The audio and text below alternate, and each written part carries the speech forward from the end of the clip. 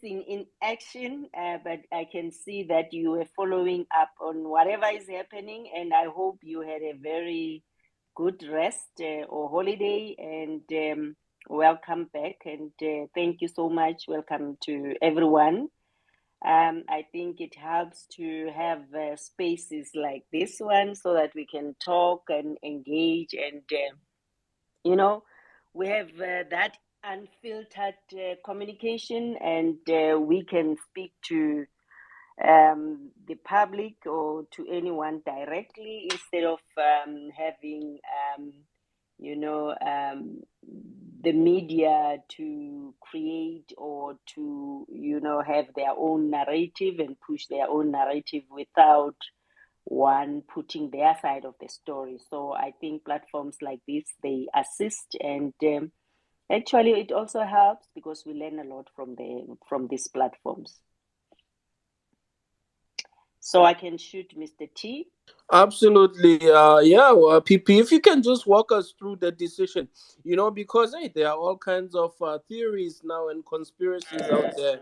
So if you can walk us through that, would appreciate it. And I know that Advocate Mpofu is around as well. PP? Yeah, thank you so much. And yes, good evening to, in fact, we were together, advocating both weeks, a Saturday on the 10th, and we just finished around 6.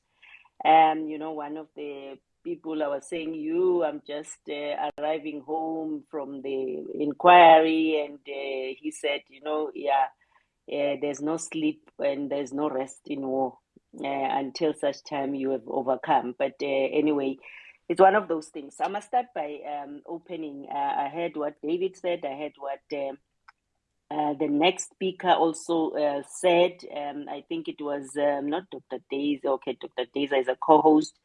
There's somebody else who spoke about, how, or David spoke about, as some of the people or some people who will just act and fight, people who are trying to liberate them.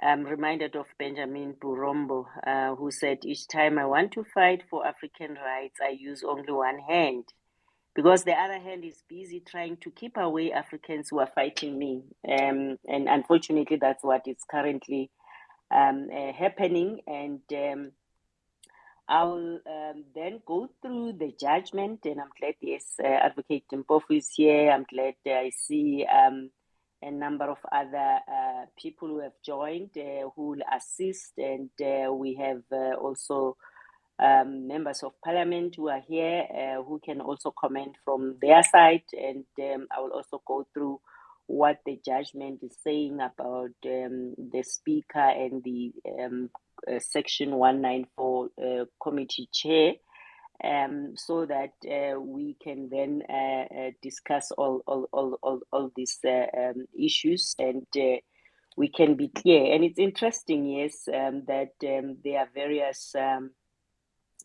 arguments in this platform. And I think when I was doing the interview with the SABC, I mentioned that what is our understanding of the judgment. And indeed, I'd like to thank the staff of the Public Protector, those who are working very hard, to those who understand that we are the hope to the hopeless. I always say that, and I'm saying, when you fight the state, and or when Mkhwebane was saying the Public Protector is a biblical David, actually, which the public is, fighting a Goliath and a well-organized system, and the Public Protector going to raw state power, and being able to then face that Goliath. So as an institution, therefore, we should always make sure that we speak for those who cannot speak for themselves, who are marginalized, who are poor, who cannot even, some of them don't have even resources to fight this well-organized system. So, we have traversed this road for a long time now. I think it started in since I started in the office of the Public Protector, and the DA being the party which never supported my appointment. Well, I know Cope abstained, and I think you all know the DA calling me a spy, and till today the matter is in court, and I understand.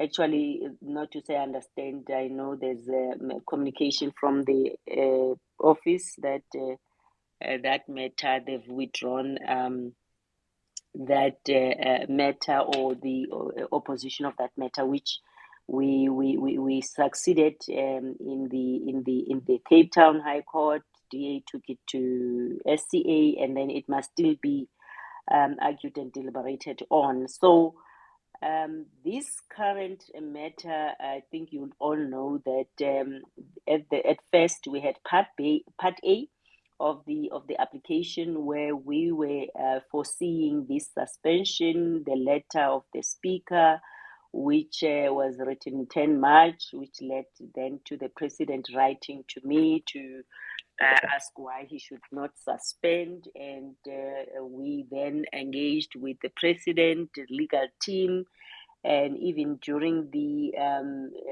engagement, or the when the matter was ventilated in Part A, there was that understanding that they will even engage us and inform us before the decision is taken whether to suspend. We now know, all of us, we know that that never took place. And the other argument was the issue of Abraham J, and who knew the outcome of the Constitutional Court about the issue which was before the Constitutional Court, relating to how did he know that there would be this outcome where they wouldn't allow me to argue the matter. And I think we all know that I was global with personal costs for that particular matter recently. And I was not even given an opportunity then to know based on what, and how can I be said to be abusing the court process when I was exercising my rights. So those are the issues which we are still facing. And then there's the issue then of the Part A, which we lost. It also had personal costs, by the way, and DA succeeded in that, and we appealed that, and the office decided not to assist with that appeal. They said they won't support me, and hence the legal team took it upon themselves, especially Advocate Mpofu, to appeal that matter on their own, and that matter we're still waiting for it. And then we argued the Part B, which is where we are now, and I think what I would want us to also go through, Mr. T, is some parts of the judgment which we will have to deal with. And we'll come to the issue of what the Constitutional Court, or the allegations which were all over that we should go to the Constitutional Court to confirm that. But I'm glad that Advocate Mpofu is here as well. Will just assist in that particular matter.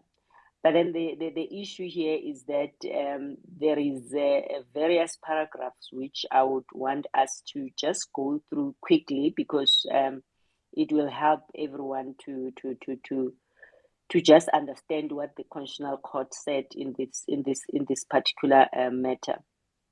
Firstly, is I think I'll start with paragraph 155, and I think I've heard some of you commented about what the court said about the conduct of the president in this particular matter. And I think sometimes there would be that talk that or some people will be saying, when the judgment is not on or favoring our side, then we criticize the judiciary, and we clap, or we say all of them are the same. But I think always I would say some of the judges, some of them, they are no longer objective, or they are no longer taking into consideration all the facts.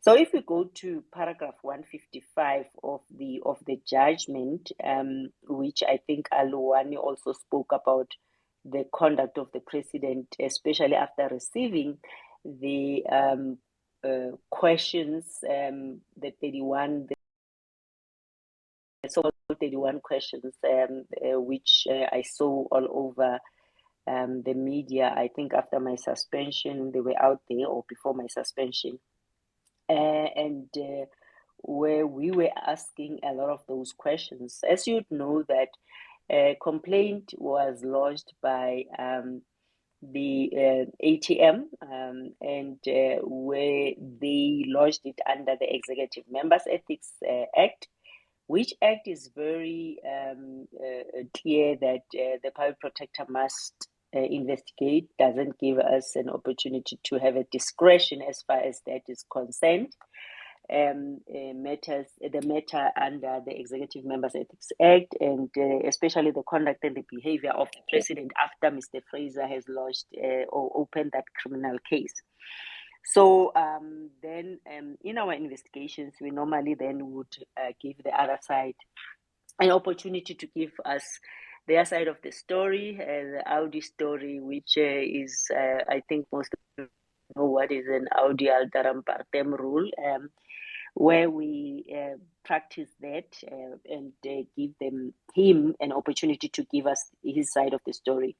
So I think paragraph 155 would indicate that the court or said on this objective, especially I think it's the second, almost at the end of that paragraph, that the 31 questions which were raised and were given to the president to respond to.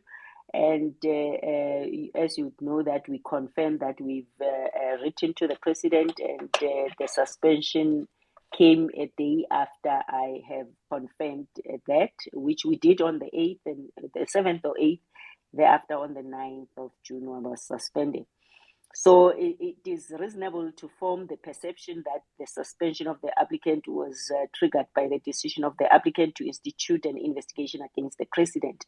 So I think the previous speaker also spoke about the exercise of the power, and whether do we have to have the president, who is a constitutional being, by the way, and the Constitutional Court was also very clear in the Nkandla judgment that the president is a constitutional being. Therefore, the president is expected to, act in a particular way compared to any other ordinary person or ordinary executive. So there was no other plausible or logical explanation for the premature suspension of the applicant on the eve of a judgment meant to determine the very lawfulness of the suspension. I mean, we all know that suspension was done on the 9th of June, whereas there was a pending judgment on the 10th of June. And the interesting part is that I've seen as well the complaint by the PAC, where they wrote to the judge president because there were allegations, or there was also an allegation that that judgment leaked before even it was delivered on the 10th, and there was that investigation, and apparently there will be a complaint which will be lodged with the JSC, as much as we were also, or I've also lodged a complaint against the Constitutional Court judges at the JSC, especially about the Abraham story. So when you read that paragraph, it's 155. Then when you go to paragraph 157, you would see as well that the hurried nature of the suspension of the applicant in the circumstances, notwithstanding that a judgment of the full court was looming on the same subject matter, leads this court to an ineluctable conclusion that the suspension may have been retaliatory and hence unlawful. It was certainly tainted by bias of a disqualifying kind and perhaps an improper motive. In our view, the president could not bring an unbiased mind to bear, as he was conflicted when he suspended the applicant. So if you see that, also it's very clear that when something like this happens, then it brings a lot of questions to mind. And I think when you go to paragraph 160 also, the court found that the president suspension of the advocate was an improper decision.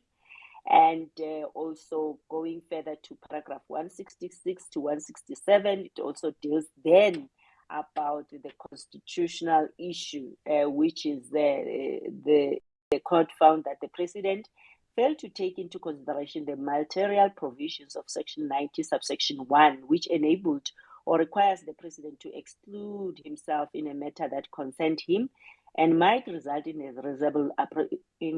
reasonable apprehension of bias. And as well, that the president breached Section 96(2) of the Constitution. So the court then said the suspension is invalid, and further said it's set aside with effect from the date of the judgment, which was the 9th. So that's what transpired. And I think we have also clarified that what was peddled in the media, especially in the social media or in the media, that no, the Constitutional Court must still confirm the decision or the judgment.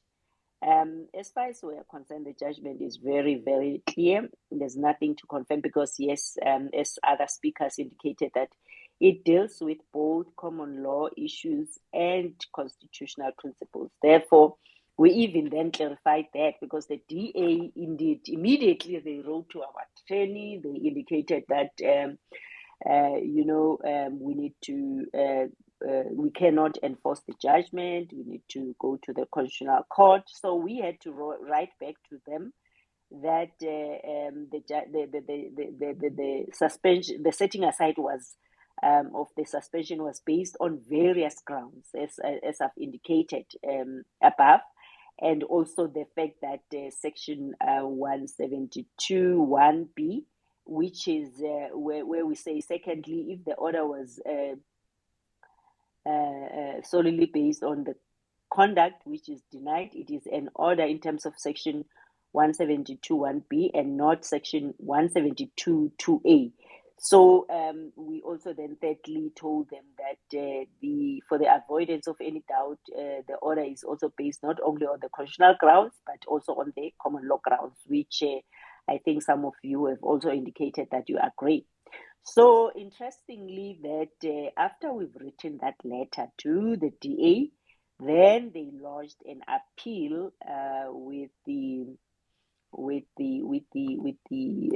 Constitutional Court, and their appeal is based on a number of other issues besides what they were alleging in their letter. So they were contending that the High Court erred in finding the president would reasonably be perceived to be unable to bring to bear an impartial when considering the suspension and issues like those, that the president, there was no hurried nature of the suspension and all those issues. But what is also very encouraging and interesting is that, or concerning, is that there was then also as I indicated, that the office through the DPP, they also then wanted to challenge the authority of Sianego attorneys, and where the DPP wanted to withdraw, as they appointed an SC to be there at the High Court for 2 days to just listen and argue. So, and in that particular instance, the application was also regarded as not didn't succeed to withdraw, and the fact that Sianego acted on behalf of the public protector, on my behalf, The court also found that the application for leave to challenge the authority of Siyaneko attorneys to represent to represent me was also refused. So we've seen as well that the speaker has issued the statement and also dealt with the issues where we were not successful, and it was going to also help for the court to advise and decide on those matters. I think some of you have seen that the court also found that the public protector, we challenged the conduct of the speaker and the decision of the Section 194 committee. And the court then held that it was not necessary for the National Assembly to amend Rule 129A(d)(3). And also on the infringement of the sub judice rule, the court held that the public protector placed no facts before the court.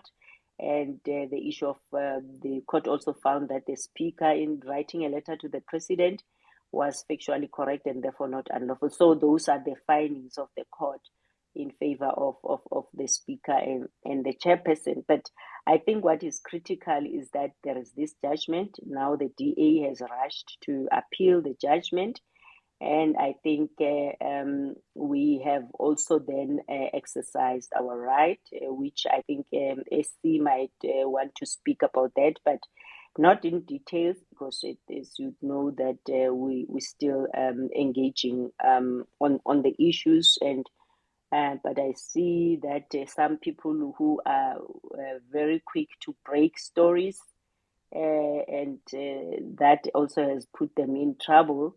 They've indicated that we have filed an urgent application in the Western Cape High Court for an immediate enforcement of the order, setting aside my suspension. I must indicate that it's interesting for the DA and anyone who's listening and wanting to ask and ask yourself why the Democratic Alliance is not, or as well anyone who's working with them or supporting them and thinking that it's fine for them to treat somebody who has a third clean audit, and not only a clean audit. Well, I like what the chairperson of the Portfolio Committee on Justice said twice or thrice, just Honorable Mangwanishe, who said, it's not only the clean audit PP, but your performance has improved drastically. And,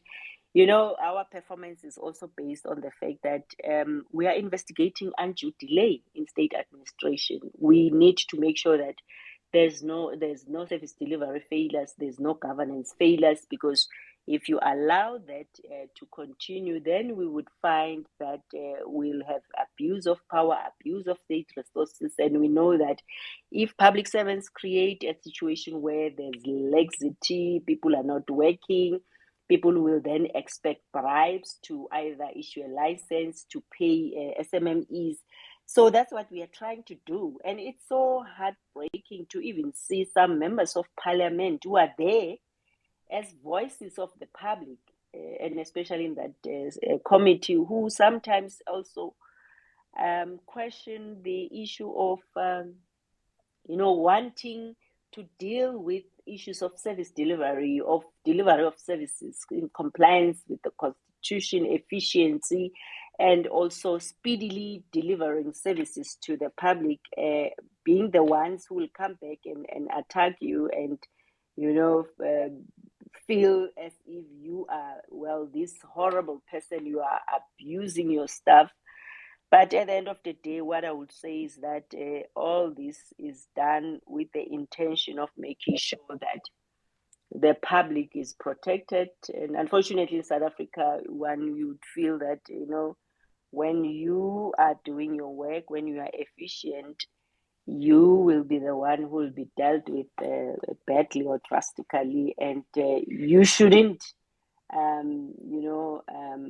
make sure that there's equality. We deal with issues of poverty. We deal with issues of good governance, because where there's maladministration, I must indicate that corruption thrives. And that's all what I'm trying to do. And I think most of you we've addressed on a number of, or we've addressed a number of issues where one had to explain himself over or herself over and over on why some matters are dealt with speedily, some matters are dealt with the way we deal with them, doing the work without fear or favor. Because if you instill or you then find against me that I must pay personal costs, what are you doing? Because then the chilling effect of personal costs is very much bad, and that was also one of the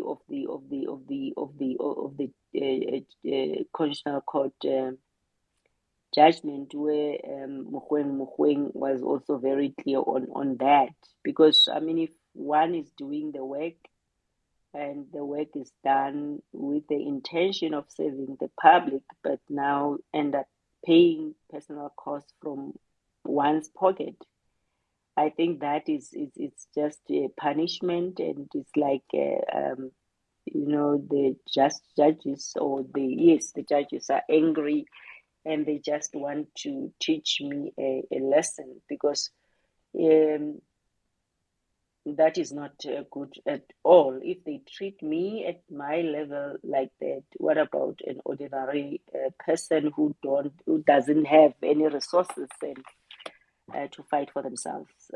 So I'll stop there, Mr. T, and I think we can then engage. And I see Advocate Mpofu, you've admitted him as a speaker as well. Possibly can clarify the issues which they asked, especially about the confirmatory of the constitutional court and the issue of the current application, if maybe it's not clear. Thank you.